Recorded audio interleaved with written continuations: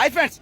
උනේ නම් අද ජූලි 7 එනම නුවර පානදුර 17 රූට් බස් එකේ පළවෙනි පාර්ට මම පානදුරට ඒ රූට් බස් එකේ පළවෙනි පාර්ට ඇවිල්ලා තියෙන එකත් බ්‍රෑන්ඩ් නිව් සෙන්සර් බස් එක උඩ පැත්තේ තියෙන බස් එකේ පළවෙනි පාර්ට රූට් එක මම පැදලා තියෙනවා ඒත් පළවෙනි පාර්ට ඇවිල්ලා කියන්නේ මම ඊට ඉස්සෙල්ලා ගොඩක් පාර පානදුරට මම රූට් එක ඇවිල්ලා තියෙන. ඒ කියන්නේ වෙන වෙන රූට් බස් අරගෙන නුවර සැනගිටිය යන ඒ කට්ටිය අරගෙන පානදුරට මම ගොඩක් ඇවිල්ලා මට මතක විදිහට අන්තිමට වත් එක නුවර මම වැඩ කරද්දි සීන දෙදු බස් එකේ අන්තිමට මම ඒ දවසේ පර්මිට් එක කඩාගෙන පානදුරට ඇවිල්ලා ගියා.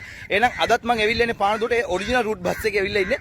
ඒකත් එන්න විශේෂ හේතුවක් තමයි ඊට ඉස්සෙල්ලා තව එක දෙයක් කියන්න තියෙනවා. ඉන්දුවරි බස් එක අද අපිට හයරක් තිබ්බා මෙනිකින් ස්කෝල් ළමයි ටික අරගෙන ගාල්ලට යන්න.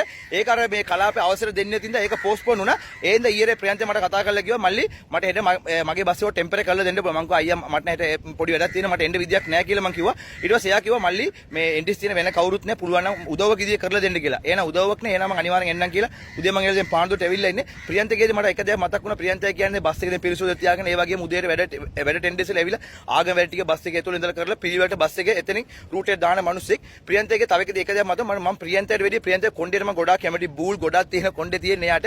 හැබැයි මේ දවස්වල කොණ්ඩේ කපලා ඉන්නේ පොඩ්ඩක් ඇත්ත වෙලා ඉන්නේ. ඒකට අවුලන්නේ එන මම ඔයාලා දැන් බලන්න කවුද ප්‍රියන්තේ වීඩියෝකුත් දාන්නම්. ඒ වගේ බස්සේ මූණ වීඩියෝකුත් දාන්න. එතල වීඩියෝ දාන්න අනිවාර්යෙන් බලන්න. එහෙනම් මම පානදුරේ අවුරුදු 3ට පානදුරේ ඉඳලා නුවර බලා පිටත් වෙනවා.